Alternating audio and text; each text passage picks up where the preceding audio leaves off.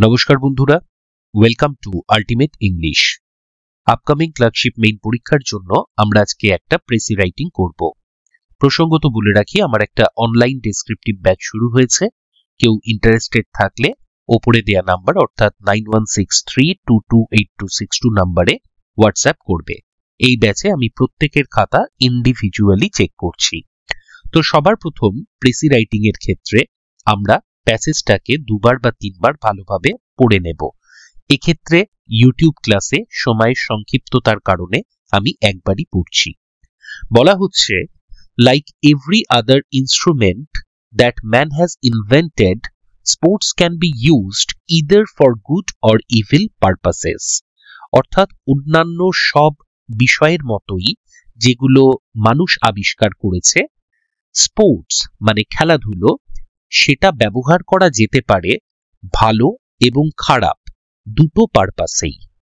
Used when, এখানে একটা reduced clause ব্যবহার করা হয়েছে। এটার মানে হচ্ছে when sports are used in a proper manner বা ওয়েন, এই অর্থে। It can teach endurance and courage, a sense of fair play and a respect for rules, coordinated effort and the subordination of personal interests to those of the group। এখানে বেশ কিছু শব্দ রয়েছে। বলছে ইট can teach, ইট বলতে এখানে sports এর কথাই বলছে। এটা আমাদের কি শেখাবে? এন্ডুরেন্স। এন্ডুরেন্স বলতে বোঝায় হচ্ছে টলারেন্স, অর্থাৎ সহনশীলতা। অ্যান্ড কারেজ, আমাদেরকে কারেজিয়াস করে তুলবে, আরো ব্রেভ করে তুলবে, সাহসী করে তুলবে। আ সেন্স অফ ফেয়ার প্লে, অর্থাৎ কোন রকম দু নম্বরী বিষয় তার থেকে আমাদেরকে দূরে রাখবে। আমরা ইকুয়াল বিষয়টার উপর বা জাস্টনেসের উপর বেশি ফোকাস করব। অ্যান্ড রেসপেক্ট ফর রুলস, অর্থাৎ নিয়মানুবর্তিতা। কোঅর্ডিনেটেড এফোর্ট, কোঅর্ডিনেটেড এফোর্ট বলতে ওই অনেকটা টিম গেমের মতো বিষয়টাকে বোঝায়। সবাই সম্মিলিতভাবে কোনো একটা বিষয়ে সচেষ্ট থাকবে। And the subordination of personal interest to those of the group. To those বলতে কি বোঝাচ্ছে? যে ইন্টারেস্ট অফ দ্য গ্রুপ, অর্থাৎ এখানে সাবঅর্ডিনেশন বলতে কি বোঝাচ্ছে আর পার্সোনাল ইন্টারেস্ট বলতে কি বোঝাচ্ছে? আমাদের যে পার্সোনাল ইন্টারেস্ট, অর্থাৎ সবাই নিজের নিজের বিষয়গুলো নিয়ে ভাবিত থাকবো, সেই জিনিসটাকে সাবঅর্ডিনেট করে দেবে, অর্থাৎ দ্বিতীয় সারিতে ফেলে দেবে। কার সামনে? গ্রুপের ইন্টারেস্টের সামনে। অর্থাৎ আমরা ক্ষুদ্র স্বার্থ বা আত্মস্বার্থ চরিতার্থ করব না, বরং টিম অথবা গ্রুপের স্বার্থ সেইটাকে বড় করে দেখব। এরপর কি বলছে? ইউজড ব্যাডলি, এটাও কিন্তু তোমার রিডিউসড ক্লজ। অ্যাকচুয়ালি পুরো সেন্টেন্সটা হবে when it is used badly বা in a bad way বা bad manner. It can encourage personal vanity and those of the group vanity. এখানে এই ভ্যানিটি শব্দটার মানে বোঝাচ্ছে প্রাইড, অর্থাৎ অহংকার। গ্রিডি ডিজায়ার, অর্থাৎ লোভ। কিসের জন্য লোভ? For victory. And hatred for rivals, অর্থাৎ প্রতিপক্ষের প্রতি একটা ঘৃণা। তো দেখো, যখন এটাকে আমরা প্রেসি করব, তার নিয়ম অনুসারে আমাকে কিছু কিছু শব্দের সমার্থক শব্দ ব্যবহার করতে হবে। তো এখানে ভ্যানিটির জায়গায় আমরা কি লিখতে পারি? আমরা প্রাইড লিখতে পারি। আর কি লেখা যেতে পারে? ভেইন গ্লোরি, একটা শব্দ লিখে রাখো, ভেইন গ্লোরি। তার মানে প্রচন্ড অহংকার যেটাকে বোঝায় তাকে বলা হয় ভেইন গ্লোরি। এরপর কি? হেট্রেড। হেট্রেড বলতে কি বোঝায়? আমরা অ্যানিমোসিটি, অ্যাট্রোসিটি, রাইভালরি, এই শব্দগুলো ব্যবহার করতে পারি। আর গ্রিডি ডিজায়ারের পরিবর্তে আমরা কি ব্যবহার করতে পারি? র্যাপাসিটি, RAPACITY। এটার মানে কি?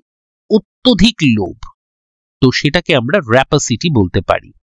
In either case, sports teach responsible cooperation, but when it is used badly, the cooperation is for undesirable ends, and the result upon the individual character is an increase of attachment। অর্থাৎ দুটো ক্ষেত্রেই, সেটা ভালো ক্ষেত্রে ব্যবহৃত হোক বা খারাপ ক্ষেত্রে ব্যবহৃত হোক স্পোর্টস, তো দুটোই কিন্তু আমাদের রেসপন্সিবল কোঅপারেশন শেখায়। কোঅপারেশন মানে একজনের সাথে আরেকজনের সহযোগিতা। কিন্তু যখন খারাপ অর্থে ব্যবহৃত হচ্ছে তখন সহযোগিতাটাও খারাপ উদ্দেশ্যেই হবে। তাই জন্য বলা হয়েছে the cooperation is for undesirable ends.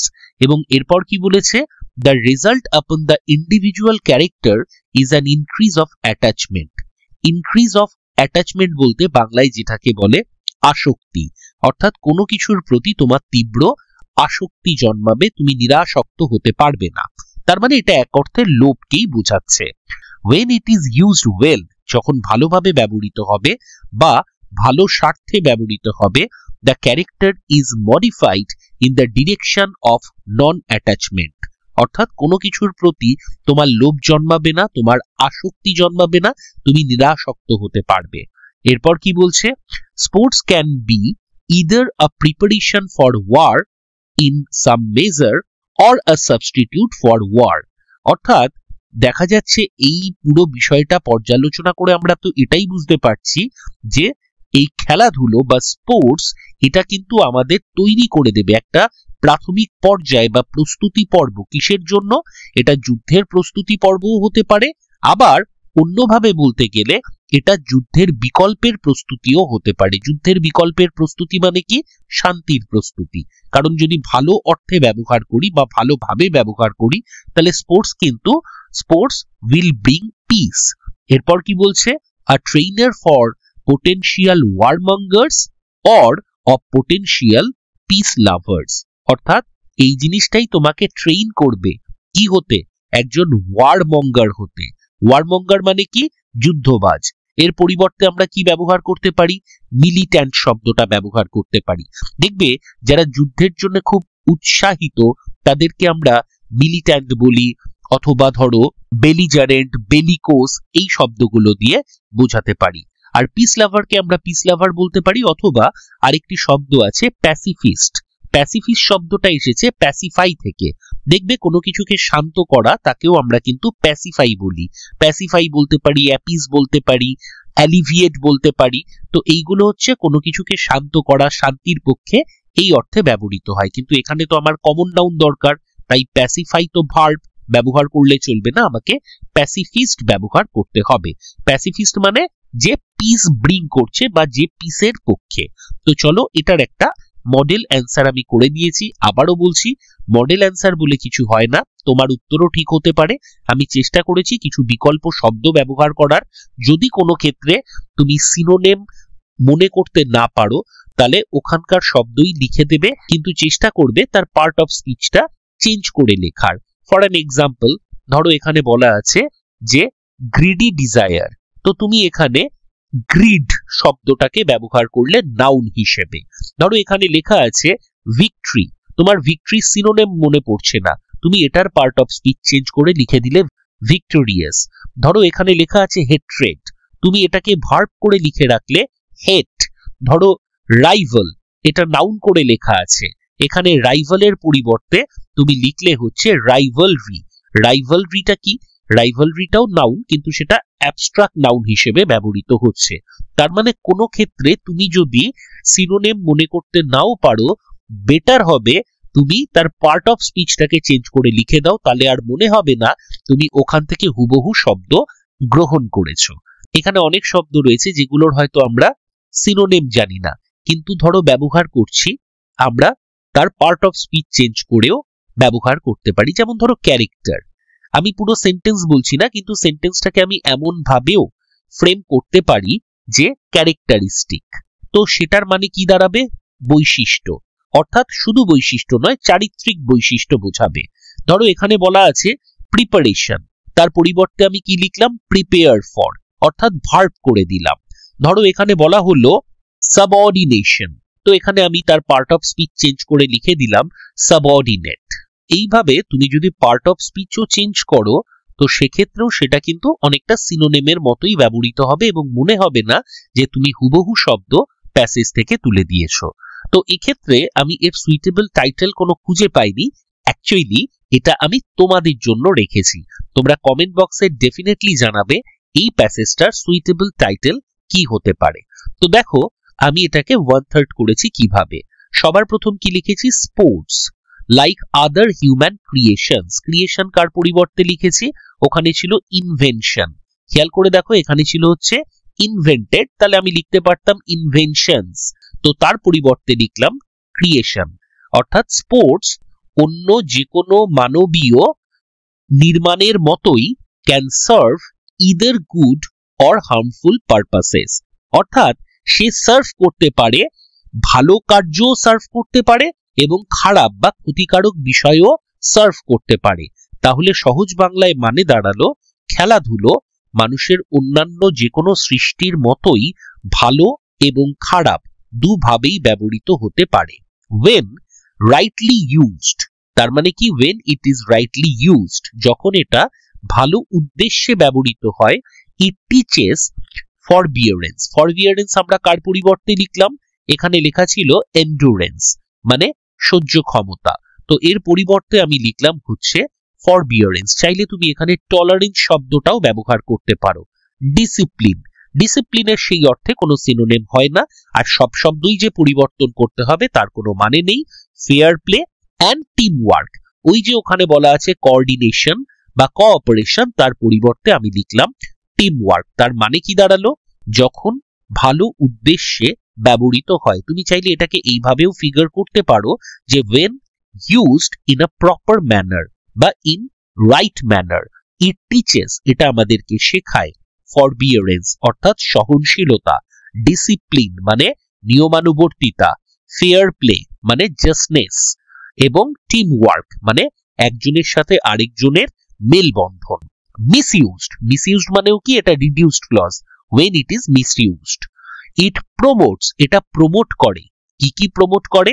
vain glory, vain glory মানে কি? excessive pride in oneself or one's achievement, অর্থাৎ যেটাকে আমরা বলতে পারি এক্সেসিভ ভ্যানিটি, তাকে বলা হয় vain glory। এখানে তুমি vain gloryর পরিবর্তে আরো বেশ কিছু শব্দ ব্যবহার করতে পারো, যেমন ইগো, প্রাইডফুলনেস, প্রাইড অথবা অ্যারোগেন্স, ভ্যানিটি, এই শব্দগুলো ব্যবহার করতে পারো, কিন্তু ভ্যানিটি তো ওখানে রয়েছে, তাই আমি vain glory শব্দটা লিখলাম। এরপর কি? র্যাপাসিটি। র্যাপাসিটি মানে কি? র্যাপাসিটি বলতে বোঝায় হচ্ছে গ্রিড অর্থাৎ লোভ। এবার তুমি যদি চাও এখানে গ্রিড বা র্যাপাসিটির পরিবর্তে অ্যাভিয়ারিস শব্দটা লিখতে পারো,